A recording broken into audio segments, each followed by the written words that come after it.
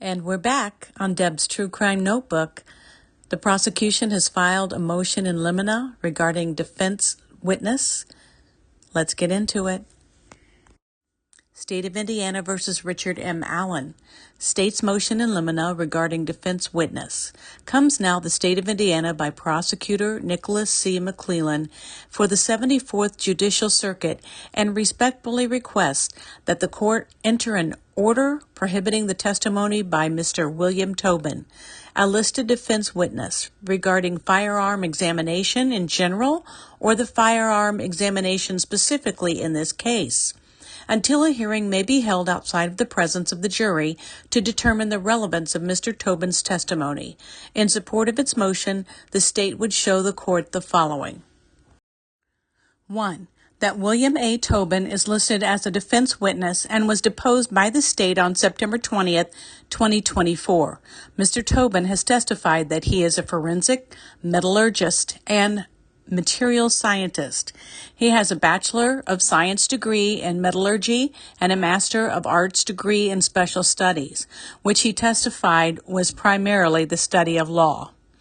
2. In his deposition, Mr. Tobin testified that when he has been recognized as an expert in court, it has always been a forensic metallurgist or material scientist. Deposition, page 6. 3. Mr. Tobin stated that he has not examined the evidence in this case, though he testified he has reviewed some of the reports and notes of the state's firearm examiner, Miss Melissa Oberg.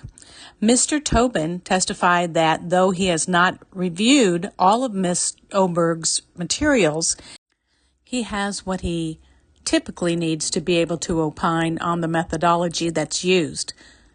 Deposition, page 20. Tobin went on to explain that the state's firearms expert witnesses' conclusions are based on a flawed methodology. 4. According to Mr. Tobin, this flawed methodology is the AFTE, the Association of Firearm and Tool Mark Examiners, theory of identification, and this theory is what almost all firearm examiners follow, whether or not they are members of the AFTE. Deposition, page 18. 5. That Miss Oberg, at the time of her examination, was a forensic examiner with the Indiana State Police, and she, along with all other Indiana State Police firearm examiners, follow and apply the AFTE theory of identification. 6. Mr. Tobin is not an expert in the field of firearms examination, unlike another listed defense witness, Dr. Eric Warren.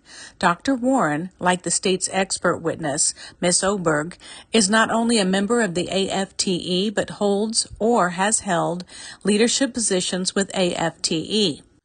Mr. Tobin's expected testimony will be that all firearms examiners, including Miss Oberg and Dr. Warren, follow a flawed methodology, and their opinions are not scientifically reliable. 7. However, the state believes that Mr. Tobin, who is not an expert in the field of firearms examination, lacks the qualifications to testify regarding the firearms examinations in this case, and that his knowledge is not such that it would help the trier of fact to understand the evidence or to determine a fact in issue. In this case, Indiana R. Evid 702. 8. Further, the state believes that Mr. Tobin's testimony would lack relevance under Indiana R. Evid 401, since he is not an expert in the field of firearms examination. Finally, that the probative value of Mr. Tobin's testimony would be substantially outweighed by a danger of confusing the issues and misleading the jury. Indiana R. Evid 403. 9. The state believes that the question of whether or not Mr. Tobin should be permitted to testify in this case is very similar to a recent case out of Marion County, State of Indiana versus Caden Smith 49D20-2112-MR-036708. In the Smith case, Judge Harrison ruled that Mr. Tobin would not be permitted to testify, and in her order, dated January 29, 2024, said, quote, The witness, Mr. Tobin, was being called by the defense to testify only as the shortcomings of firearms examination in general. This witness has not tested or reviewed any of the evidence in this cause. The defendant will have the opportunity to cross-examine the state's witness to present his defense as the shortcomings of firearm examinations. The court now grants the state's motion in limine, paragraph 5, said paragraph related to specifically to Mr. Tobin. Wherefore, the state of Indiana, by prosecuting attorney Nicholas C. McClellan, respectfully requests this court to grant the following relief. A. Order the defendant, through his counsel and witness, to refrain from mentioning, commenting, or making any reference whatsoever, either directly or indirectly, to any of the above matters without first obtaining permission of the court outside the presence and hearing of the jury. B. To further order said persons to make no reference to the fact that this motion has been filed and granted, and all other relief just and proper in the premises.